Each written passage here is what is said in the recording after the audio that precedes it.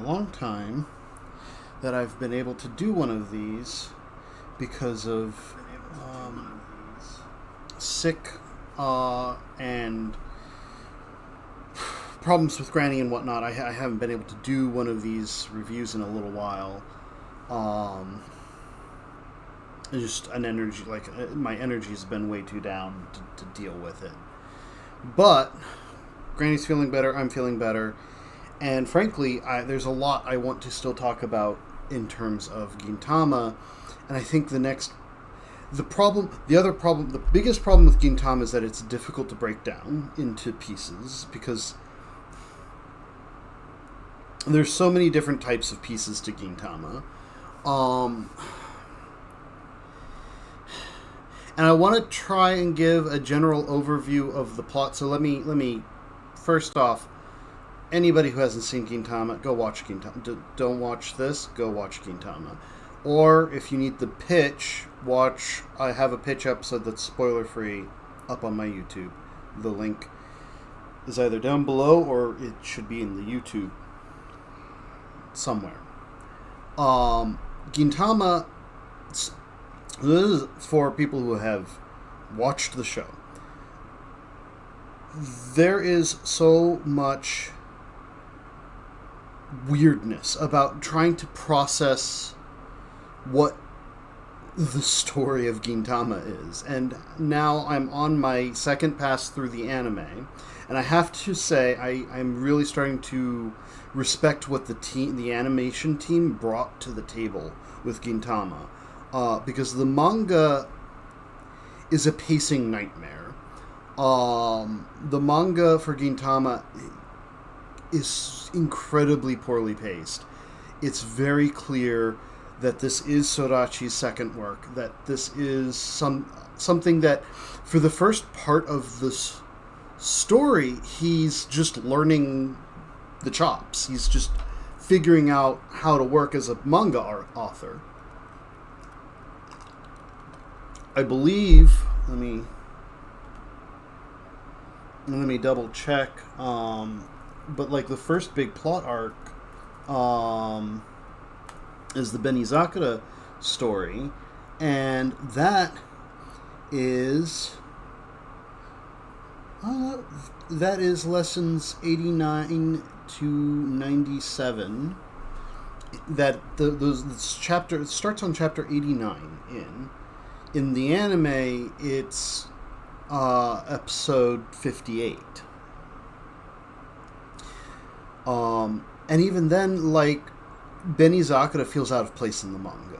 In the anime, it's kind of the start of a long chain of them doing arcs and continuing and focusing on the story beats and pacing those out by adding the smaller stories in between each arc, somewhere between 2 to 4 per arc, which really helps the story. But when you start to break down the plot, and this is, again, like, the anime staff brought a lot to the table to help sharpen and focus the story in such a way that gives it the edge it needs to be as excellent as it is.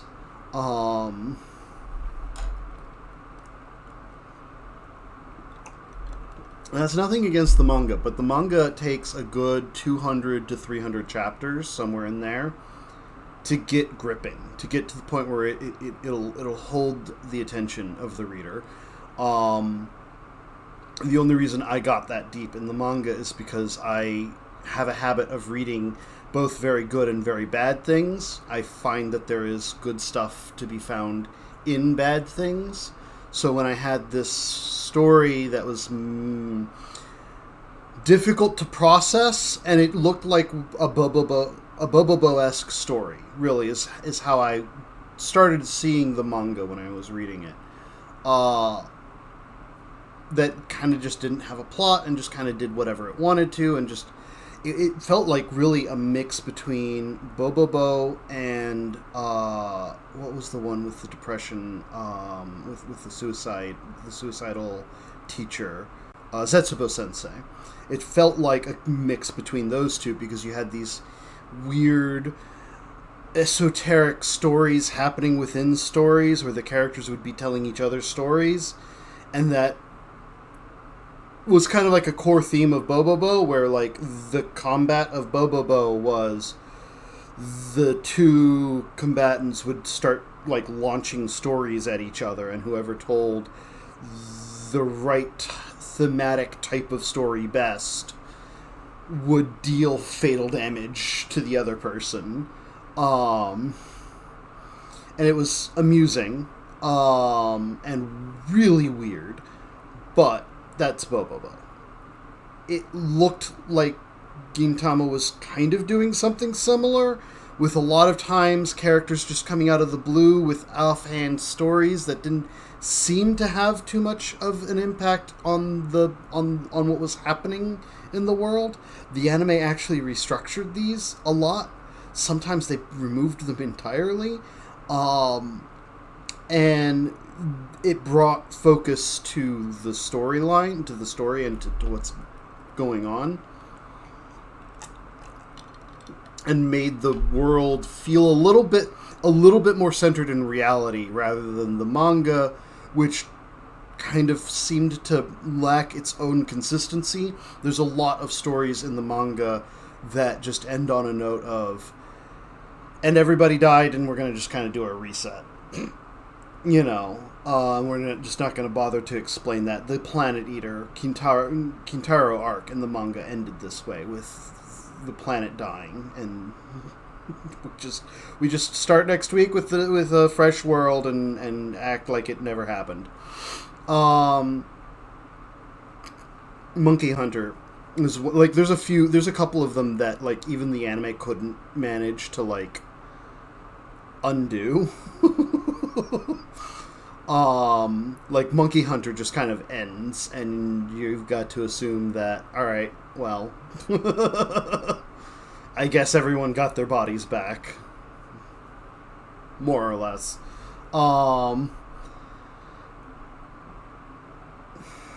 So like there are definite improvements that the anime brought to the table, and it does look like Sorachi leaned into the help that the anime staff brought. And started writing. The second movie was written for the anime by Sorachi, and he really worked hard on that movie, and he worked with the staff, and he made something that was stunning. That isn't to say that Sorachi didn't seem to want to make a serious story, but instead kind of wound up making a serious story. I think the intention all along was to blend comedy and drama in such a way that it was impossible to tell which one the story was. And the end result is that for 2/3 of the series, it's a comedy. Sort of. So, on my second watch now, there are a staggering number of moments very early on that are very heartbreaking moments. And I don't... And like, I'm watching with someone who's never seen the series before, and I'm hearing them start to, like, get upset and cry a bit on certain episodes. And it starts early, and it starts often, and it's that, like... There's always this, and it's what makes the comedy so sharp, is that there's always this heart to the comedy throughout the series. There's always been this beating heart in the center of the series that asks you probably to do the hardest thing any series has ever asked, is to, like, feel again. Not just, like, feel, but, like, feel again. Like, it comes at emotion with the presupposition that you're already a bit calloused towards feeling things for people. And, it just knows how to just dig and dig under the skin and find a way to just get in there. So how, and I'm ADHD, so I'm meandering around. The core question I want to talk about here is, how do we go from 3 idiots and a dog doing random tasks around town to the city lying in ruins amidst a war fought over the life of the planet itself, with multiple characters dead in heartbreaking fashion? And it's all there. It's all there. It's all laid out, and it starts much earlier than most people think it does. The first trigger episode, because the entire series is built on triggers. It's built on little things snowballing until bigger things happen. And the first one is the Kick the Can episode with Zenzo's father. We haven't even been introduced very well to Zenzo yet. He's been around a couple of times, but he's always been a villain. And this is the first time that we're seeing him have a bit of an emotional moment. But importantly, what's happening behind the scenes in that episode is that with Zenzo's father's death, the ties to the shogunate are broken. The responsibilities of that community, of the ninja, of the shinobi community, fall to Zenzo, which begins a bunch of politics that are brought up in the finale. And this is like, what was the episode for Kick the Can? That was really early. I mean, like, incredibly early on. Yeah, Zenzo's father. 48. Episode 48. And that's kicking off this just chain of events that's going to snowball. And there's a few of them like that. There's a few that are kind of on the side that lead to bigger payoffs, like the 4 Divas arc. Things there get started with the multiple interactions Gin has with the second in command of the Yakuza group. By getting involved with Mr. Golden Ratio multiple times, he kind of creates this tension and this entry point for the daughter to arrive and know and kind of get in without having to get in with her father's mob. But that is kind of on the side. The payoff there is that the Yakuza and those 2 characters in particular show up in the finale big time and provide massive physical support during the war. But like this keeps happening. Things like Hasegawa getting fired, and the prince. Oh God. The prince's constant obsession with the planet are both things that continue to have implications and impacts. It's things like finding Nizo and finding this swordsmith that gives Takasugi his first big in. His manipulations, his constant looking for people who he can get to do his dirty work for him, which is a very Dio thing, but like Takasugi is fucking amazing as a villain.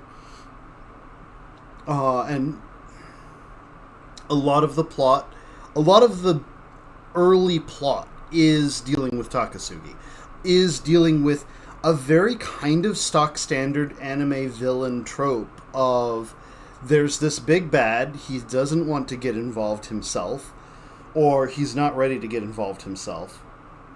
He has machinations, and he's constantly trying to move chess pieces into place. But rather than just being I'm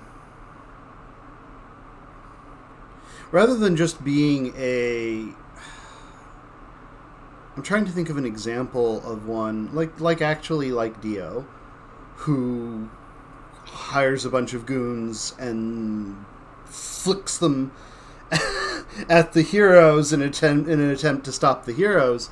Rather than being that, Takasugi's actually got a plan, and it has nothing to do with Gin. He doesn't give a shit about Gin.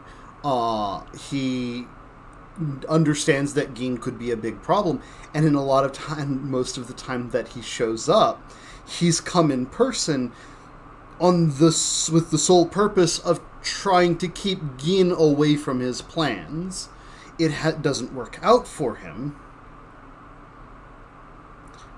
but it isn't that the hero is necessarily the target of his focus here. He's looking past Gin. He just understands that Gin is the biggest roadblock to his plans. So with Gengai, he comes personally to Gin, kind of to plead his case, but also kind of to keep Gin's focus on him rather than Gengai, and give Gengai a chance. Now, this is before he knows that Gin has actually been doing a little recruiting of his own and has a couple people who are actually pretty strong and very capable of stopping something like this on their own. This is a learning moment for Takasugi. When he gets a hold of Nizo and the Benizakura, that major plot arc is honestly feels like a trial run for him. He's lost control of Nizo. Nizo's lost control of the Benizakura. And Takasugi's basically putting Nizo out to dry. He's determined that this plot he had, it's not working. It's falling apart at the seams. And he's come to essentially throw Nizo to the wolves and bury the Benizakura. He doesn't want a weapon he can't personally control. And he's really only there to use Nizo as bait for bigger fish. He's in essence, he has picked up a bomb and the timer's ticking and he can't defuse it, so he's instead decided, I'm going to put this bomb where it's going to do the most damage, and I'm going to see if I can soften up the Shinsengumi, the Shogunate, or even Gin and Katsuda's groups a little bit to get some of the defenses to go away and make future plans easier. And we see this kind of repeating with the Shinsengumi when he picks up a useful tool in a member of the Shinsengumi that wants to take over. And he, in this particular instance, he doesn't come in personally because he doesn't think Gin's going to get involved. He's kind of properly assessed that Gin doesn't necessarily have a good relationship with the Shinsengumi.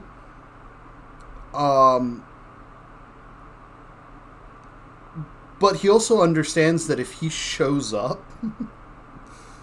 if he makes an appearance, that's going to put the Shinsengumi on guard as to what's going on, which is bad for his plan to destroy them. and also likely draw Gin into the conflict. He's not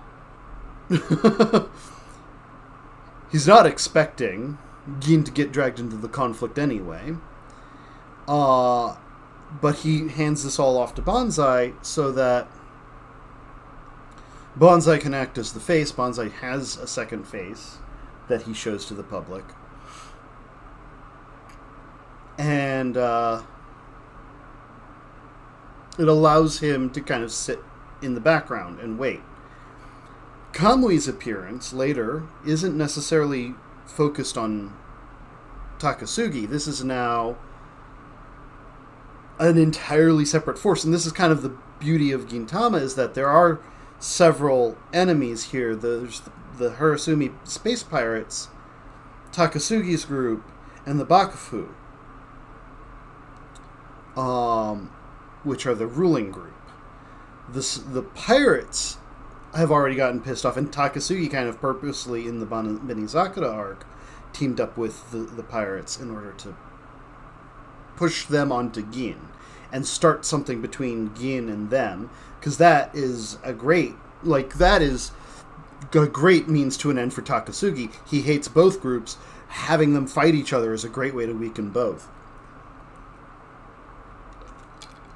And what this eventually does is it puts Kamui into the path of Gin's group, starting that problem where Kamui, who has been so focused on just beating and killing his father, has finally found that his sister has grown up and can fight reasonably well now. And that has become an interest of his, as well as these samurai who are able to defeat... What was it? I know his name. It starts with an H. God damn it.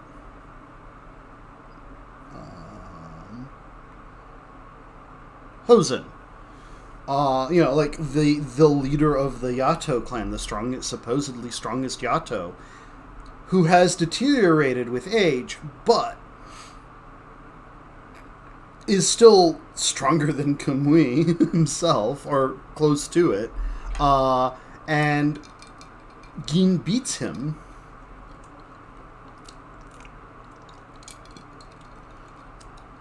Which fascinates Kamui, because he's now got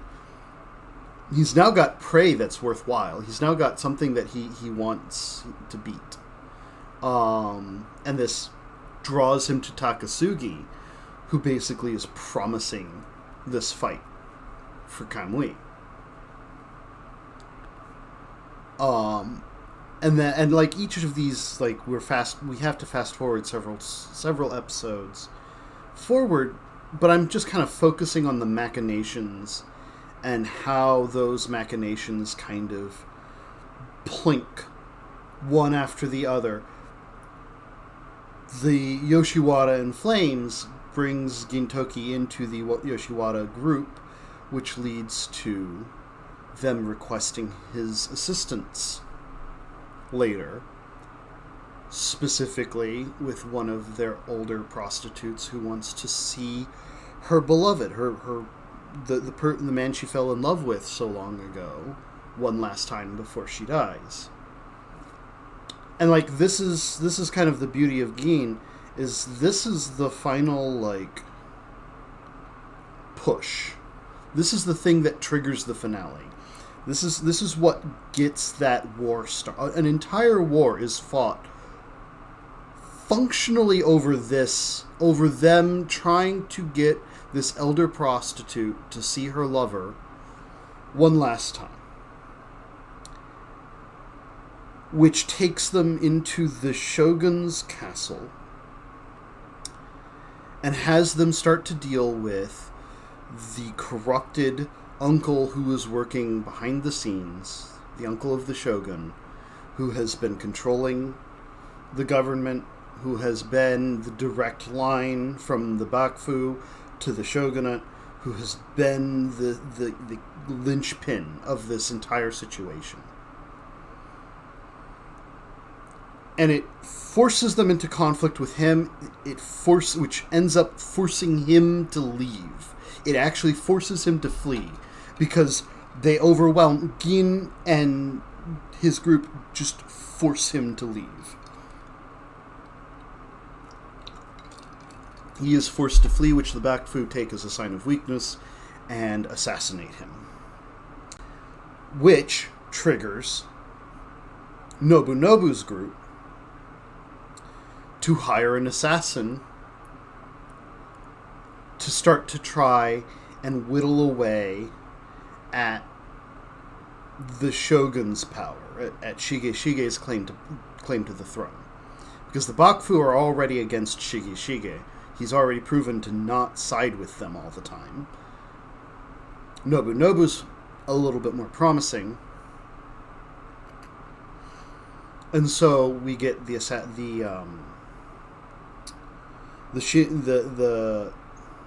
Shinigami arc with her brother acting under Nobu's orders to assassinate high-ranking officials and make Shige look weak.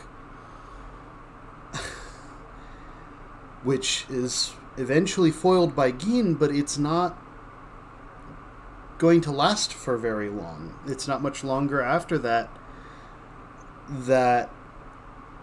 a direct attempt is made to kill Shige.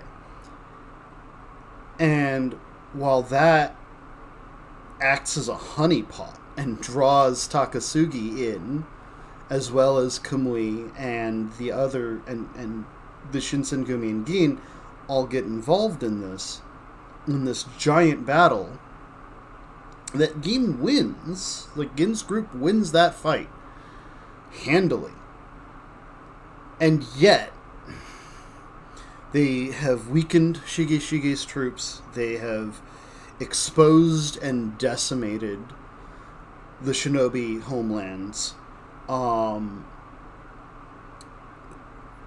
They have demolished Takasugi's forces and done serious damage to the space pirates' forces as well.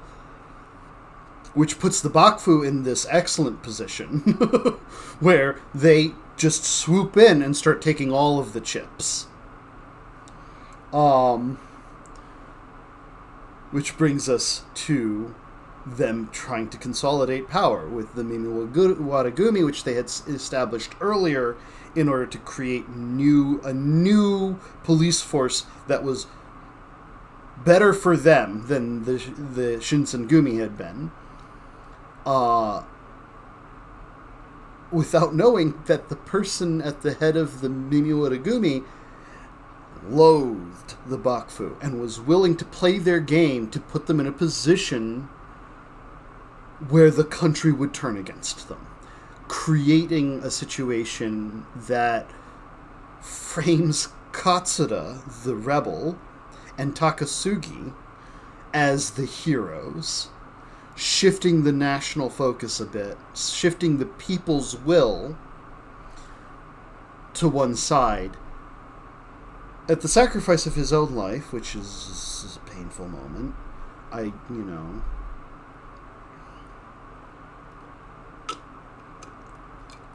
Between that and Shige dying, I certainly hate all of that emotional pain. That will haunt me.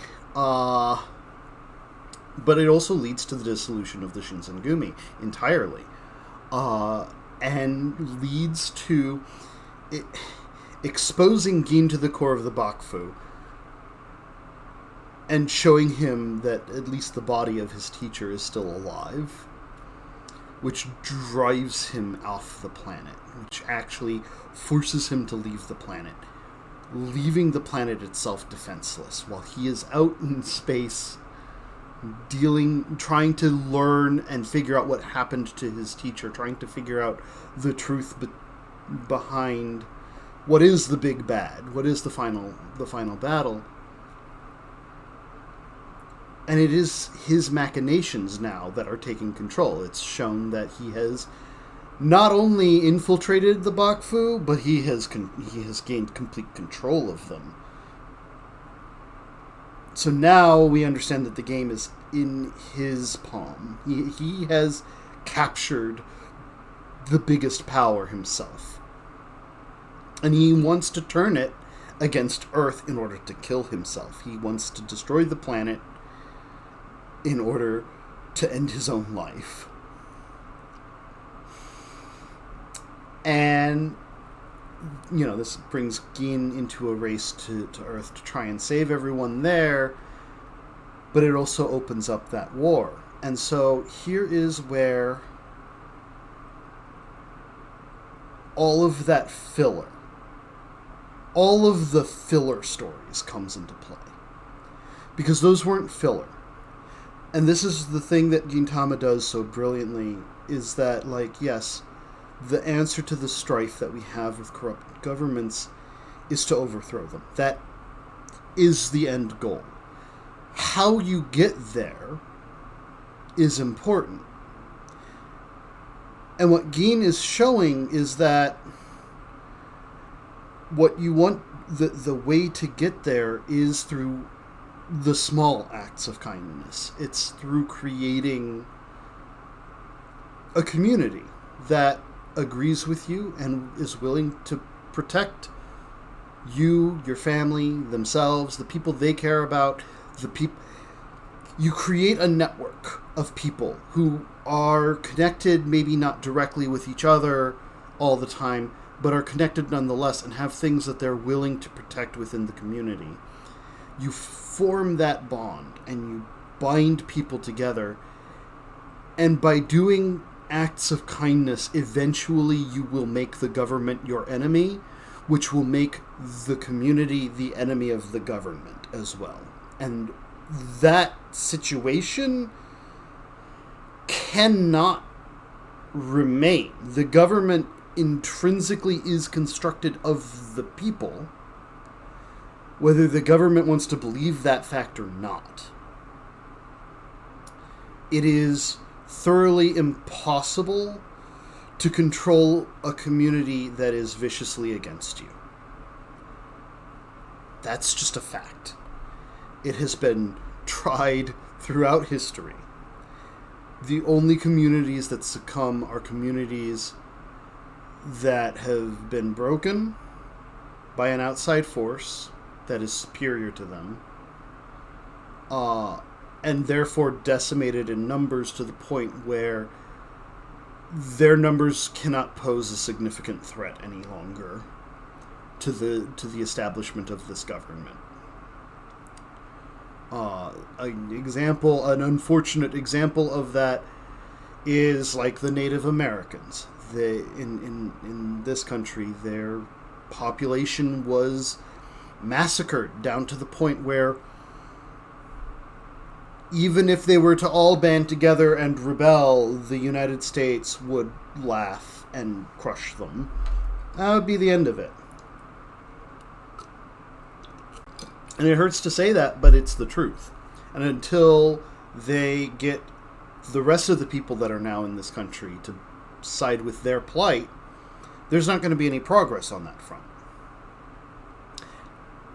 Which, lately has been changing, but that's not what we're talking about here. It is that community in Gintama that stands up and fights, that gets together, that protects the people. And that is the other part to this, where Katsura is trying to constantly attack the government. Gintoki is constantly stopping Katsura because he realizes by striking at the government, the rebels are also striking at the people. And you can't necessarily separate the two. People work within the government, people that are innocent of what the government is doing.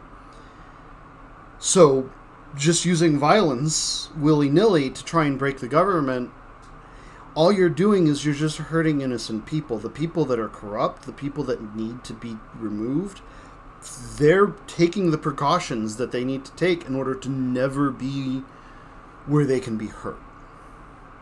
The only ones that are in places that are in reach are the ones that are trying to do the right thing in the first place anyway. And they're failing, which is the flip side of that, which is the Shinsengumi, who are trying to do the right thing. They're trying to keep the people safe. But they have to kind of keep giving concessions to the corrupt assholes who they can't reach anyway. What you have to do is you have to do what happened over the long term, is keep poking, keep prodding, keep poking, keep prodding, and eventually the walls start to come down because the people on the higher levels, the people in the government, the people like the Shinsengumi, realize we're being played for fools. We are their power, or at least we're a part of their power. Why are we giving them that power willingly? And you just keep escalating that route. You have to turn all of the innocent people against the corrupt ones. And it takes time, and it takes effort, and it takes patience, because it takes revealing and exposing the corruption in blatant terms, in personal terms often. It takes creating a situation that is no longer tenable to the honorable and kind-hearted people who allow the corruption to continue. And you don't get there with violence. You never get there with violence. The only type of government a violent movement can create is a violent government. Period. And this is kind of a criticism to all of the stories that have come before this dealing with giant corrupt governments, One Piece included. With One Piece, it's somewhat sidelines this with Luffy's not necessarily looking to create a government, he's just looking to break things. But that, too, is bad.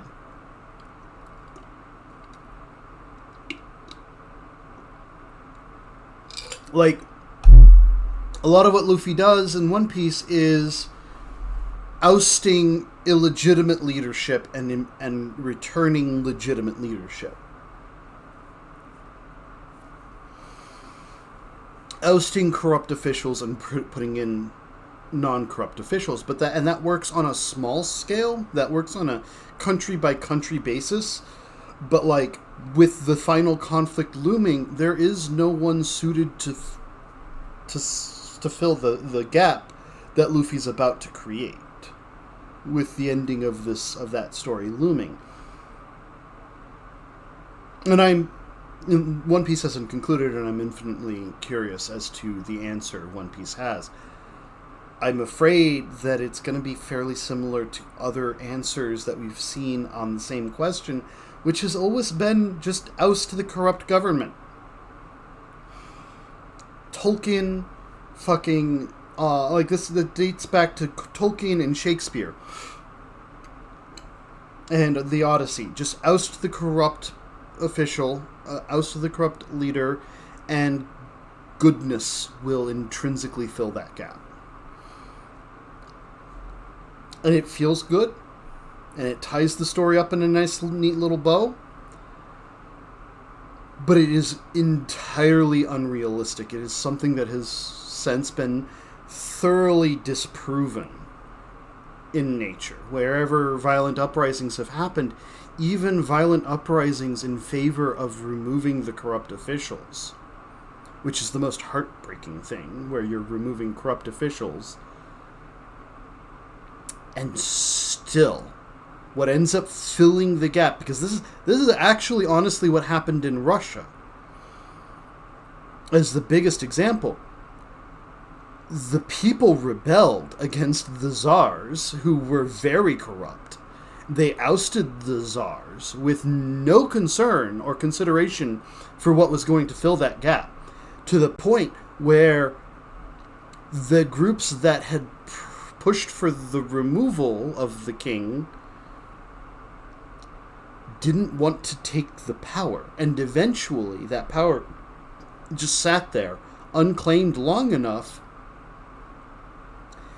that someone else stepped in and just picked it up, and they were corrupt fuckers. Like,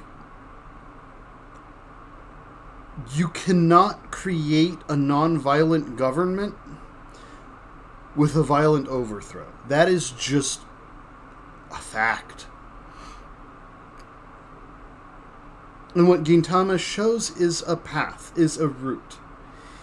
Is a route that, yes, it ends in violence, but it ends in defensive violence. There's a big difference between inciting the government to attack you and attacking the government directly. And this is, like the finale of Gintama is a defensive war. It is a group of people who are perfectly fine just leaving the Bakufu alone, but because the Bakufu have started losing control and losing power and can't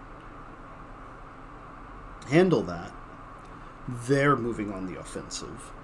And they were moving on the offensive well before the big bad took over and swiped all of the power. The big bad just kind of accelerated everything to a finale. The Bakufu were already on the move towards this war. They had already, long before, put troops on the planet just a bit after Gin's group left, to put martial law down on the planet because they had lost all of their power they had lost all of the groups that had been puppeting they had lost all their puppets, so they needed to put themselves directly in control. And the closer that it gets to that, the easier it is for an uprising to be successful in replacing the government, and the easier it is to start something, to start some shit. It's such a fascinating resolution. And then, of course, like, the finale just snowballs from there. And, like, if you haven't seen the finale, just go see that. It's almost indescribable how you've got this just war over the planet going on, and it's got multiple fronts, and everyone's participating. Every character that we've met along the way is participating, and the weight of the entire series just presses down on this finale. And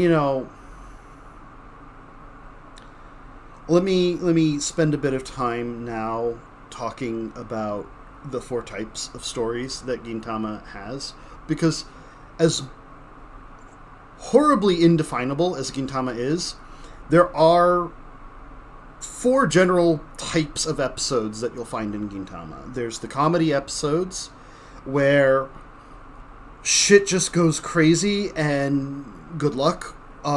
It's just usually very funny all the way from the beginning to the end. There's the semi-serious ones, which I kind of use as a catch-all, where it's just kind of a mixture of serious things happening with comedy overlaying it, or comedy for most of the time that suddenly becomes very dramatic near the end. These are very common story archetypes in Gintama, that just, like, you move from laughing to crying to being upset very quickly. And then the serious story arcs are pretty easy to pick out. These are usually very light on comedy. They do have comedy. Like, Gintama's through line is comedy. There's almost no episode without at least one joke being told. But the serious arcs generally open up seriously and end seriously. Stories like Benizakura and whatnot. And then there's the themed stories, which kind of could be any one of the other 3s.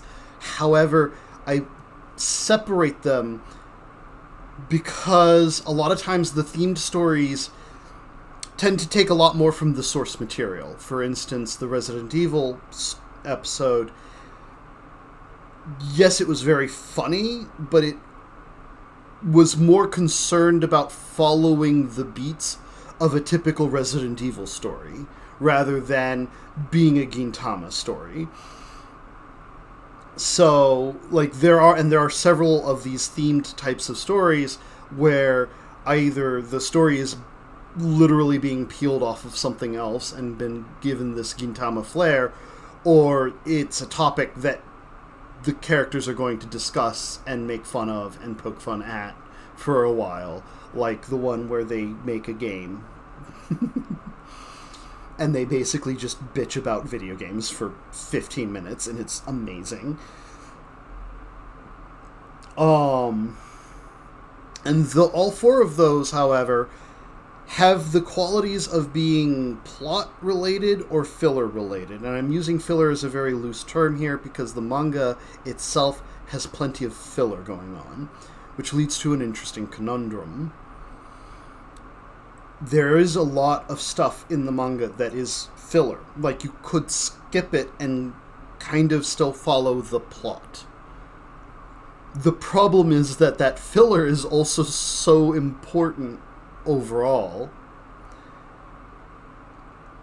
that if you were to cut all of the filler out, you wouldn't have a show, and the finale would have almost no impact. In fact, the plot episodes would just lose all their teeth. But, unlike what most people want to say, this isn't necessarily a black and white issue. There is a gradience here, and I do advise people who have watched the show to really consider this when showing it to other people. There is a gradience here. I'd say, first off, in terms of things that can be skipped, the first 2 episodes, skip, period. End of story. Just don't worry about them. Those exist for legal reasons. Paychecks had to be paid out to the whole cast in order to get the whole cast that they wanted. In order to get the voice actors they wanted, they needed every voice actor to have at least one line before the first paychecks came out. So they made it an hour special, and they just kind of slapped everything together, and they kind of figured out how can we get everyone's voice in, everyone to deliver a line without making it too much of a mess. And that was never going to work out. I honestly think that if the anime staff had been given a shot at that even a month later, they would have done that first hour special very differently. Once they had figured out that they can go really fucking meta with this show, they probably would have done something very, very different, maybe even just like a behind the scenes. They might have gone like super meta and had every character just being behind the scenes as actors for the roles that they're going to be doing on the show, trying to give a pitch for what they want their character to be. Like, there's a lot that the anime staff could have probably done with this first hour that if they had known what the series was, they probably would have done. Because the staff really picked up on the specific type of humor and the specific topics that were accessible to them really quickly. Like, about 20 or 30 episodes in, they kind of got a grasp on, oh, wait. Not only is this a comedy, we can really go wild with this one. We can really just kind of go out there and be crazy with them, especially with the meta stuff. And that, too, is kind of my main contention with when I start to talk about things that can be skipped. The staff takes about somewhere between 20 and 30 episodes to get to the point where they know what they're doing. They have the animation to where it will get to where it needs to be. They have the editing to where it needs to be, and they have the voice actors to where they need to be. Comedy lives and dies on the edge of a knife's blade. And so when you're talking about cutting out episodes to show to people, focus very heavily on those first 20 to 30 episodes. There are not very many filler episodes in that stretch, but there are a few. And in particular, the Kappa one is very easy to skip. The one with the old man in the hospital is okay, but it can be skipped. There's like, keep an eye out for a couple of those that don't have a big impact on the plot. Yes, they're going to do character moments, but they're the same character moments as we'll see elsewhere, done better. And try and cut, like, anyone who's showing this to someone who hasn't seen it before, focus on trying to cut out from those first 30 episodes anything that isn't a character introduction or a major plot point. That's where you want to cut. There's a couple, any of the anime fillers can feasibly be cut, though there are several in the anime that are very, very good, that are anime only, and I would highly suggest not cutting them. Discretion is advised. There are some, there's some that are unfortunate. There's a Sakamoto one that's pretty early on, that's anime only, with the Just Tank, and it's really a mixed bag. It gives Sakamoto a few cool moments, but it also adds something to his character that's never a part of his character. That kind of hurts his character a lot. It puts him out of... And this is kind of my main problem with a lot of the anime fillers. A lot of them aren't necessarily true to the characters anymore. They kind of go adjacent to. So just, anybody who's seen it all the way through before, at least for a first pass, these are kind of the good targets to push out of the way. There's, of course, also that season that Crunchyroll still has up in the middle, where it's just HD remasters of old episodes, which I believe Crunchyroll pulled anyway and used in place of those episodes anyway, because I can't tell the difference between the two, between what Crunchyroll has up for those episodes already and the HD remasters reposted later. So outside of the little opening and ending skits that are added, that's a skippable. That's an entire season that's skippable. Just totally bounce right over that. But outside of that, you have to kind of consider and understand that which one of the 4 types of storytelling Gintama is doing doesn't necessarily indicate anything about its importance to the greater plot. There are comedy episodes that are incredibly important to the plot. For instance, Katsuda's trip to the prison. Well, I snapped that fly right out of the sky. Neat. I don't know where it went after that, but fun. I know I hit it. But Katsuda's trip to the prison is fucking, hilarious. And, total comedy episode, but incredibly plot relevant, because it's, a character introduction for one of the other prisoners, and also a location introduction for the prison that serves as a big place in the finale. But, you also have, the comedy episodes are the ones that are the easiest to skip. The comedy, not the easiest to skip, but the comedy ones are the ones that usually have the least connection to the plot, like the OE arc, where it's mostly just bitching about console releases. It's funny as hell, and I do not recommend skipping most of this show. I think most of it is very much something that should be watched, whether it's plot relevant or not.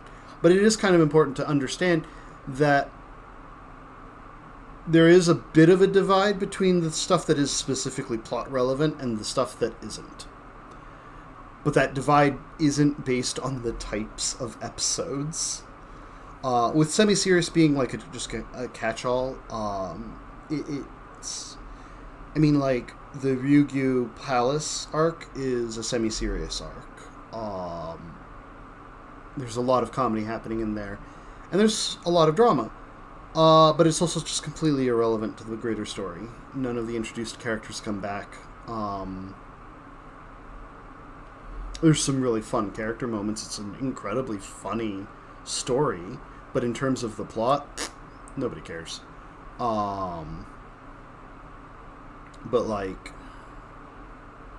most introductions are semi-serious stories. Most of the character introductions are semi-serious stories. So, like, those are all definitely plot relevant. And then you've got, like, serious arcs. Yes, more often than not, the serious arcs are plot relevant. But there are several serious stories that are not plot relevant at all. Guardian Dog is one that comes to mind very sharply. The introduced characters don't have any impact on the plot. The character moments that are very good for all of the characters involved are all beats that we've seen either before or will see soon after. But the story is so well told, I do not suggest skipping Guardian Dog at all. Like, I don't suggest skipping most stories just because they don't have any plot relevance. The filler does fill out the story. I'm just trying to make a point here that, like, you can't go based off of the type of story. Even the themed stories, which you would think, because they are just entirely focused on a theme, would not be important. And, you know, like, the Resident Evil story isn't plot important. It's funny as hell and excellent, but it's not plot. However, there's a gigantic Elizabeth story that is Star Wars themed that is incredibly plot important as well. It's hard to say if Tama Quest is plot important. It is kind of a really deep understanding of the character that you don't get otherwise. So I lean towards its plot important. But it's, you know, themed. It's a themed story. It's a themed story around Dragon Quest. That's all it is.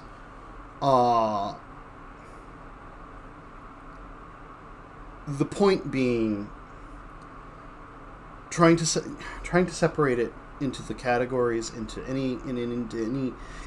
It's fascinating to me that, like, you can take a series like this and you cannot divide it neatly. Like, that's I think the core point. That's the thing that's been rattling around in my head for weeks. Is just like, you want to divide this thing evenly and equally, but you can't. There's no way to go, well, you can, you know, all the comedy episodes are filler and all of the serious episodes are plot. No. No, very not true. Even the ones that can't really be considered one or the other, or the ones that could only be really off to the side. No. There's no dividing it. There's no way to break it apart into chunks. The only way you can skip some things is with the knowledge of which specific episodes can be skipped. They exist. And it can help with especially that early ask, the first 20 to 30 episodes. It can really help there. It can really help get people out of there and into the part where the story starts to sharpen, by cutting out some of the weaker ones in that group. But it is entirely a judgment call, and it is entirely episode by episode, and you are not talking about large stretches of episodes no matter what. You're talking one or two episodes every 30 or 40 episodes is like one that you can go, oh, all right, we can go ahead and push that one out of the way. You'd think that the recaps, but no, the recaps are almost every single one of. I think there's only one recap episode that is feasibly skippable, mostly because like the comedy didn't land on it very well, at least for me. I don't know. Mileage may vary. Also, keep in mind who you're showing it to, and that they may have different tastes and might find different fillers more entertaining. So, like, it is with and like one of the most important things with Gintama is it's always about an individual judgment call. It isn't. There isn't neat and tidy ways to figure things out. It's all gray. There isn't a black and white.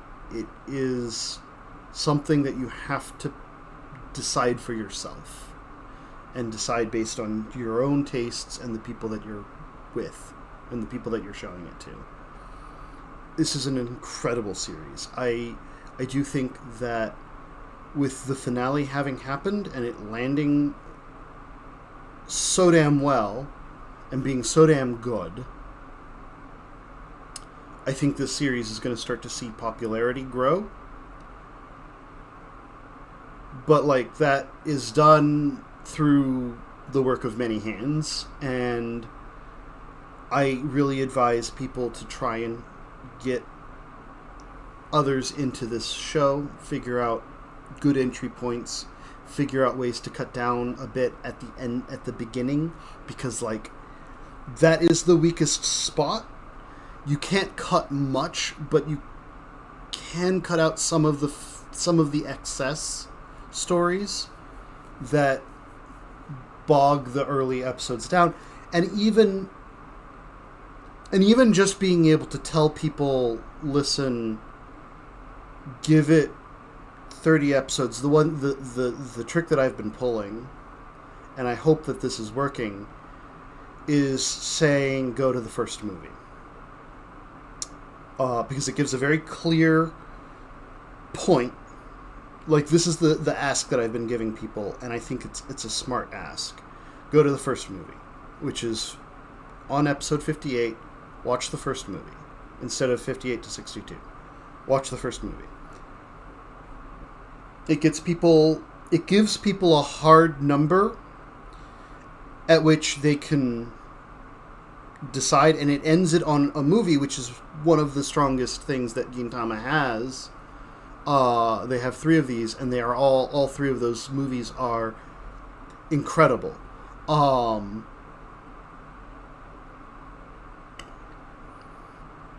it gives a full spectrum of what you can kind of expect out of Gintama, which is, I think, important. It also gets them through the early. It gives them plenty of engagement with the world and with the cast. It gets them past that initial rough spot. And again, like, a lot of people respond very well to a hard number. A lot of people will go, all right, 58 episodes in a movie, that's not terrible. Like, these are 24-minute episodes minus an opening and ending and a recap, which Gintama doesn't have many recaps, but, you know. And it's even better if you can, you know, be there with them, because, like, watching Gintama again with someone who has never seen it is one of the greatest joys possible. But also being able to kind of cultivate a little bit the path forward, because keep in mind, there's also 2 OVAs that need to be watched. The second movie needs to be placed somewhere in the middle of that. And if they get past that first movie, you're going to probably want to make sure that you're on point to get the slip back arc to happen before the Shogun assassination arc. So, having someone walking with you through this story is probably one of the best things for both the new viewer and the old viewer.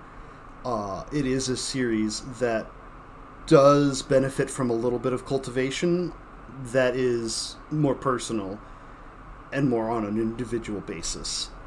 I do want to keep talking more about this series in different aspects. I'm probably going to want to try and do some character-specific discussions in the future. But my voice is starting to give out, and it's been an hour, so I'm going to go ahead and stop it here. I'll see you guys later. Bye-bye.